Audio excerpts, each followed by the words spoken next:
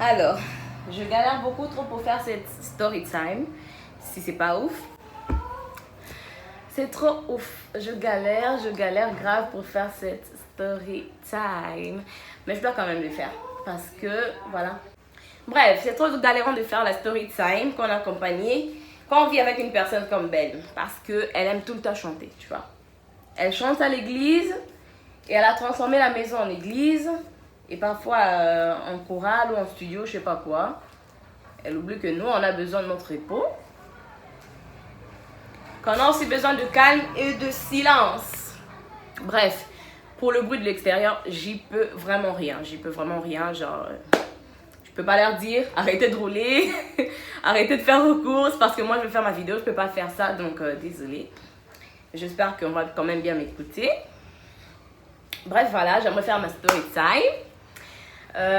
J'y ai réfléchi, j'y ai pensé depuis déjà longtemps.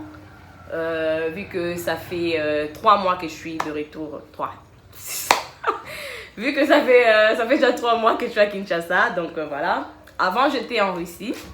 Pour ceux qui ne le savent pas, j'étais en Russie pendant au moins 5-6 ans. Ah ouais. Et je suis à Kinshasa, ça fait que 3 mois. Donc pour moi, c'est quelque chose, c'est quand même une expérience que j'aimerais partager avec les gens et tout. Peut-être que ça peut intéresser. Voilà ma story time. Et dans cette story time, je vais plutôt parler de mon before and after, genre mon avant et après la Russie. Comment ça s'est passé? Je dois quand même l'avouer, c'était galérant. J'ai vraiment galéré en Russie quand même. Hein, genre avec la langue russe, quand je suis arrivée, il fallait apprendre la langue. Pour pouvoir causer, pour pouvoir discuter, pour pouvoir étudier par exemple, parce que là, à la base j'étais allée en Russie pour étudier et non pas pour me balader ou pour les vacances. Qui a envie de passer ses vacances en Russie? Non mais sérieusement, pendant l'été encore je peux comprendre, mais pendant l'hiver, genre janvier, février, je déconseille carrément parce qu'il fait très froid. Du coup, j'étais allée pour mes études, je suis partie, j'ai quitté mon pays, j'ai quitté Kinshasa en 2016, voilà, en 2016, en novembre 2016, juste après, on va dire, mon bac. Bon, voilà, au Congo, on dit l'examen d'État et tout. J'ai eu mon bac en 2016. Et juste après mon bac, la même année, au fait, j'ai quitté mon pays, j'ai quitté mes parents. J'avais, je crois, 17 ans. Voilà, et je suis partie en Russie comme ça. Mais je n'étais pas seule, hein, j'étais accompagnée. J'étais avec ma grande sœur, du coup, qui est encore en Russie maintenant. On était partis ensemble. Mais elle avait quand même fait une année à Kinshasa avant d'aller en Russie. Mais moi, c'était direct, genre, j'ai mon bac et direct, je pars, je quitte le pays, quoi. Genre, c'était la même année. C'était beaucoup trop rapide, un peu, je trouve, mais bon. Mais après, j'ai pas directement commencé ma première année. J'ai d'abord commencé l'année préparatoire, c'est-à-dire l'année où on apprend le russe, le Ruski Язык. Voilà, j'ai fait le Ruski Язык pendant 1 an. Pourquoi je fais ça? Je fais le Ruski Язык pendant 1 an. Et après, seulement j'ai commencé ma première année. Bon, aujourd'hui, je ne vais pas entrer en profondeur. Je vais juste aujourd'hui parler de mon before and after Russia. Parce que si on entre dans les profondeurs, les gens qui me connaissent et tous les proches, ils savent que l'histoire est quand même beaucoup trop longue. Je ne vais pas aller là. Donc moi, je vais juste aller à la partie où j'ai commencé ma première année en design. Voilà, design de vêtements. Quand je commençais ma première année en design de vêtements, mon père ne savait pas du tout. Parce qu'à la base, j'étais partie en Russie pour faire l'architecture. Et arrivée sur le terrain, j'ai fait mon année préparatoire, l'année de langue et tout. Après, je suis allée en première année en design. Voilà. Et j'ai rien dit à mon père. Lui, à la base, il pensait que c'était le design intérieur, l'architecture, tout ça. Mais c'était pas du tout ça. C'est le fashion, c'est la mode, tu vois. Et je lui avais rien dit. Et c'est comme ça que j'ai étudié pendant 4 ans. Mon père savait pas du tout que j'avais fait la mode, les études de mode et tout. Et que quand j'ai fini ma licence, au fait, je suis licenciée, je suis designer en ce moment. Donc, pas designer intérieur ni architecte et tout, je suis designer de mode. Et certaines personnes m'appellent même styliste. Du coup, je tiens à signaler, à corriger. Il y a une très grande différence entre un styliste et un designer. Voilà. Et je ne vais pas entrer dans les profondeurs, il y a une vidéo où j'ai parlé de ces détails, je vous mets le lien de la vidéo si vous voulez aller voir. Là où je faisais la différence entre un designer, un styliste, un modéliste et tout ça. Parce que les gens souvent ils confondent, surtout au Congo. Hein, On confond tout, on mélange tout le monde est couturier. Dès que tu cours quelque chose, tu es couturier. Tu crées quelque chose, couturière et tout. Non, il y a vraiment beaucoup de différences là-dedans. Et moi, pour ma part, mon père, il a su que quand je suis revenue à Kinshasa. Donc, vous voyez un peu qu'il y a à boire et à manger et tout. Quand j'ai fini, il fallait rentrer donc au pays et tout. Et même le jour de ma défense, hein, papa m'a appelé en appel vidéo, il regardait la défense, comment ça se passait et tout. Mais tellement c'était en russe, il peut pas deviner au fait que... il peut pas deviner que j'ai fini, j'ai fait une licence de design de mode et tout. Il pouvait pas deviner. Du coup, lui, il était là, il a acclamé. Il m'a envoyé l'argent pour payer des fleurs. Il a envoyé l'argent à ma soeur, elle m'a payé des fleurs. Donc, il m'a payé des fleurs, on va dire ça comme ça. Et c'était cool, c'était super. Et après, j'ai décidé de rentrer au pays parce que il y en avait marre de me taper des coups de froid sur la tête chaque année. L'hiver et tout. Je me suis dit, bon, je vais aller un peu, hein, m'échanger l'air au pays, rentrer au Congo et tout, voir mes parents, mon frère, ma soeur et tout, que j'ai vu, ça fait des années quand même et tout. Parce que moi, je tiens à prévenir que j'ai pas fait de vacances aller-retour à Kinshasa. Après 2 ans, je viens en vacances et puis j'y vais. Non, pas du tout. J'étais 6 ans en Russie, comme ça, comme en prison. Je sais pas, c'était vraiment une prison pour moi, donc j'avais besoin de sortir, de voir mes parents et tout, de m'échanger les idées et tout. Bref. J'ai quitté la Russie, c'était quand déjà? Le 10 septembre 2022. Voilà, j'ai quitté. Et d'ailleurs, j'aimerais parler d'une histoire qui m'est arrivée au fait. J'ai failli plutôt rater mon avion. Arrivé à l'aéroport de Moscou, ils ont regardé la photo de mon passeport, ils m'ont regardé, ils disaient que non, il y avait des choses à vérifier et tout. Alors que l'avion décollait dans 10 minutes, comme ça, 10-15 minutes. Ils m'ont dit que non, c'est pas toi sur la photo. J'étais genre, ok, comment ça, c'est pas moi sur la photo? Et puis, c'est évident parce que j'ai quand même fait 6 ans ici. La photo, je l'ai prise 6 ans en arrière. J'avais 17 ans. Aujourd'hui, j'ai quitté la Russie, j'avais 22 ans. Voilà. Et c'est normal qu'on se ressemble pas beaucoup, mais c'est quand même moi, quoi. Et tout. Ils ont passé beaucoup de tests de vérification. Ils m'ont demandé de m'asseoir, d'attendre et tout. Pourtant, l'avion était sur le point de décoller. Du coup, on était resté qu'à 2 personnes. À l'extérieur, on n'avait pas encore embarqué. Il fallait attendre, voilà, qu'ils vérifient tout ça. Ok. Après, ils ont vérifié et ils m'ont dit que c'était ok, voilà, tu peux y aller. Et il y avait un homme qui était venu me chercher en mode rapidement. Allez-y, venez vite, l'avion va décoller et tout. C'était hyper stressant. Mais pourquoi ma vie est hyper stressante de la sorte? Ouais, très stressant.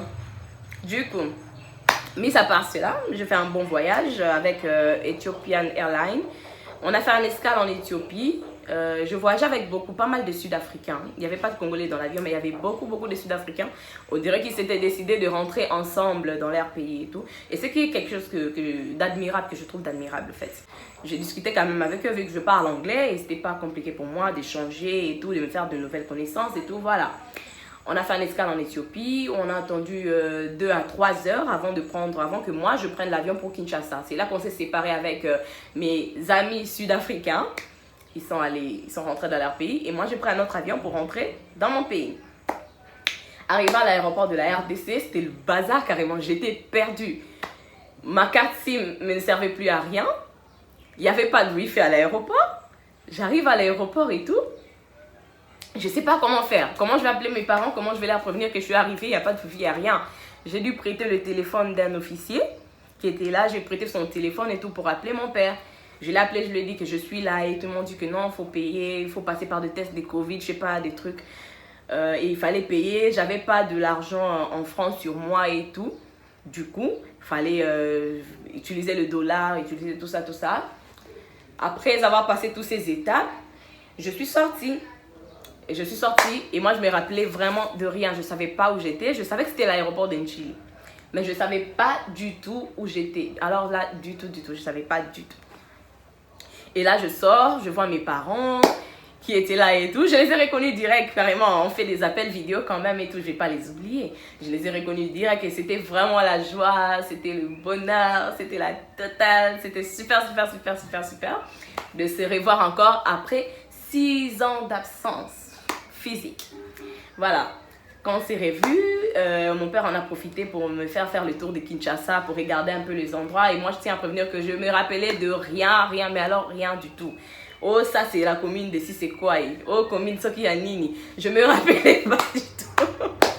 Donc, à Kinshasa, on pouvait me déposer quelque part. J'allais me perdre. La seule chose qui allait me sauver, ce serait peut-être le fait que je parle lingala et que j'allais poser des questions aux passants. Je sais qu'au Congo, quand même, les gens aiment aider les gens. Et du coup, quand tu poses la question, on va t'aider, on va te dire que bah voilà, Kotaboué, Kotaboué, Kotaboué et tout. Mais sur le champ, si on m'avait laissé le premier jour où j'étais descendue à Kinshasa, si on me laissait quelque part, j'allais me perdre, c'était assuré.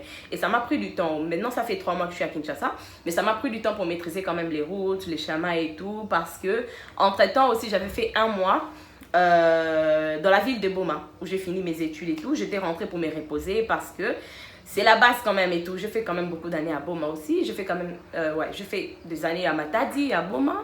À Kinshasa, j'ai pas beaucoup vécu. À part quand j'étais petite, quand j'étais vraiment, vraiment petite, là, j'ai vécu à Kinshasa et tout. Et après, ben voilà, j'étais juste revenue pour faire comme un escale avant d'aller en Russie. Mon père m'a fait faire le tour. Après, on est allé au restaurant, on a mangé et tout. On s'est raconté des histoires, des anciens souvenirs, des expériences et tout. Et après ça, au fait...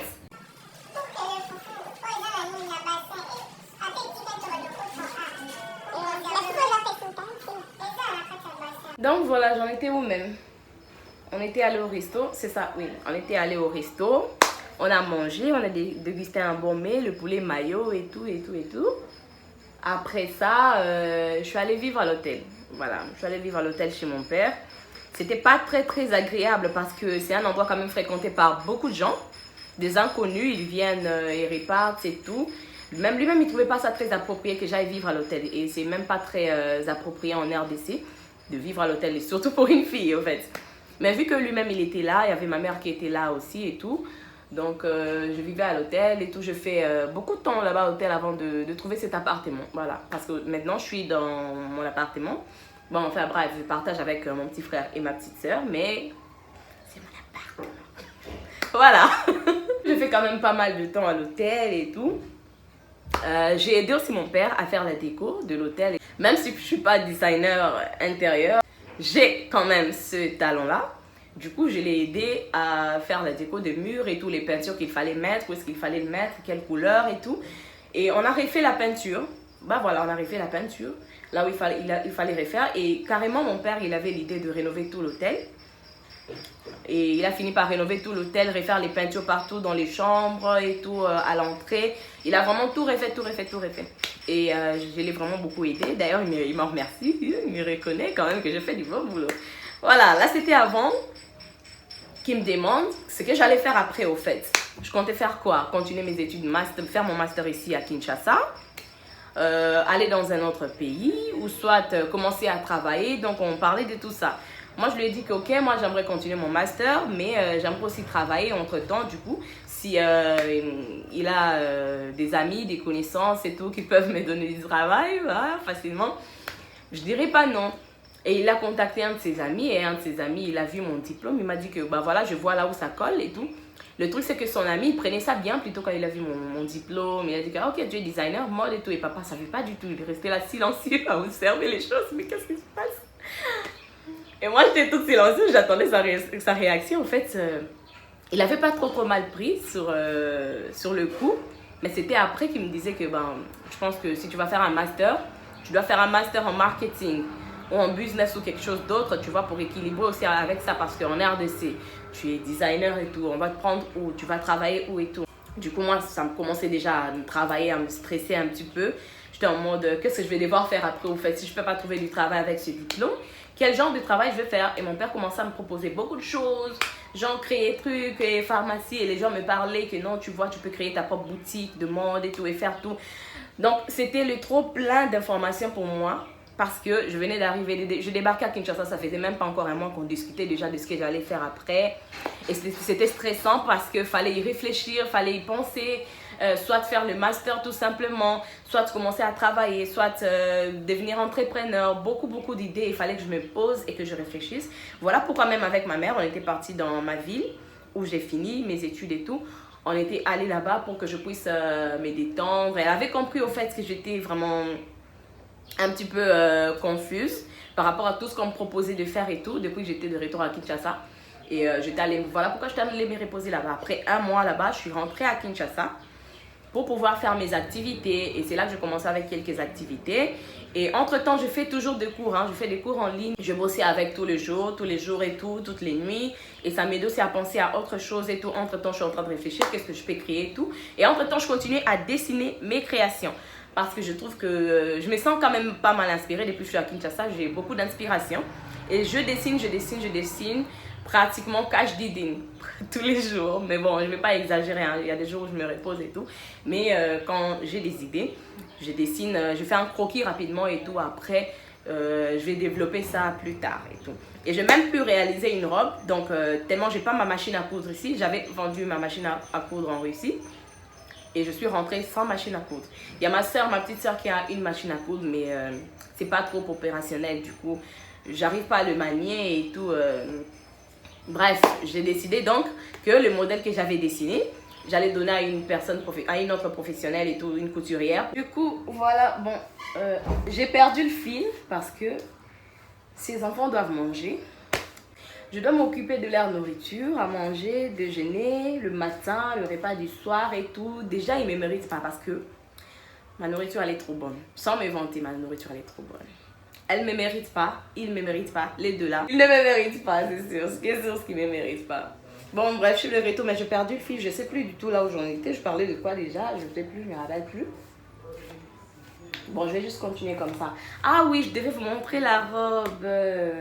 Donc, je fais confectionner une robe par une couturière professionnelle. Et elle s'est quand même pas mal débrouillée. C'est-à-dire que j'aurais pu le faire moi-même. Mais c'est juste que je n'ai pas ma machine à coudre avec moi et tout. Donc, le travail qu'elle a fait, j'aurais mieux fait. Mais quand même, j'ai apprécié. Et ça m'a donné des idées, pourquoi pas, d'engager des gens pour travailler avec eux en collaboration et tout. Et pouvoir donner vie à mes créations, quoi.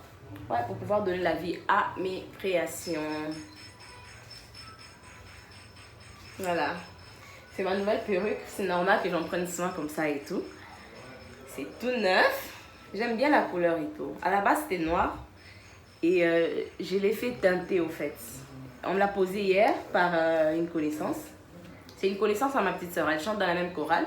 Du coup, elle m'a présenté. Elle m'a dit que non, elle sait poser des perruques et tout. Elle m'a posé la perruque. Je trouve quand même qu'elle s'est pas mal débrouillée. Hein. Elle s'est pas mal débrouillée pour me poser cette perruque. Donc voilà. Voilà. Vous savez une grande partie de l'histoire de quand j'étais en Russie et quand je suis revenue à Kinshasa.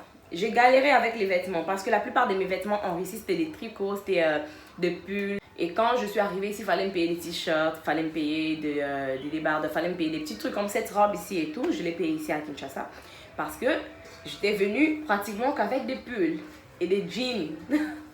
Des jeans d'hiver et tout. Donc, il fallait me payer des leggings, il fallait me payer d'autres vêtements ici, des sandales et tout. Et j'en ai même profité pour faire des commandes en ligne. J'ai pris ces robes de soirée sur un coup de tête. Voilà. À la base, je devais partir au grand marché Zando pour me trouver des affaires et tout. Ou soit partir en ville, faire du shopping dans les magasins.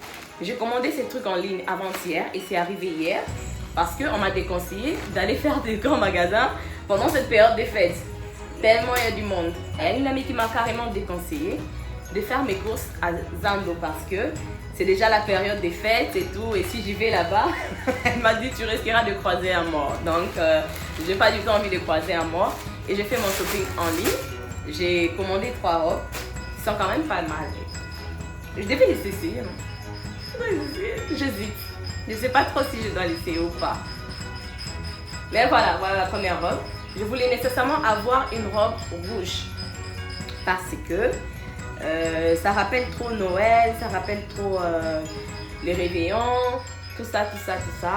Et moi déjà à la base, j'ai passé mon réveillon à l'église parce que oui, je suis chrétienne. Et les 31 décembre, on sera à Aqua Splash. Ensemble pour adorer Dieu avec le pasteur Marcelo, donc l'église de la Compassion, vu que j'y vais à la Compassion, j'y vais là-bas et tout. Donc, ce qui fait dire que je n'aurai pas du tout l'occasion de mettre cette robe à la réveillon parce que je serai à l'église. Mais pourquoi je l'ai payée? Ils ont quand même des bons prix. Genre la robe c'était à, je vais être sincère, c'était à 25$. Voilà, je trouve que c'est quand même un bon prix, 25$ pour cette belle robe de soirée. Et j'aimerais être franche, quand je l'ai vue, à première vue, je me suis dit que cette robe, j'aurais pu le faire moi-même au fait. C'est ça aussi le mal d'être designer et d'être couturière et d'être styliste à la fois. Et tout, tu te dis, ben, j'aurais pu le faire moi-même et tout. Mais après, c'est agaçant parce qu'il va falloir acheter les tissus, il va falloir acheter les boucles, ces boucles-là. Il va falloir les acheter, il va falloir découper, après coudre. Ça prend beaucoup trop de temps. Hein. Du coup, parfois on a besoin de se gâter un petit peu, juste commander quelque chose qui est déjà fait. Et tu le mets juste sur ton corps et c'est tout. Pas besoin de passer par beaucoup de travail et tout. Voilà, à part ça, oui, non. Voilà. J'ai pris celle-ci aussi. Du coup, celle-là est en rose. Je voulais vraiment miser sur les couleurs cette fois parce que d'habitude, j'aime bien payer les robes noires. Comme vous voyez la robe que j'ai sur moi, je l'ai payée il n'y a pas très longtemps non plus.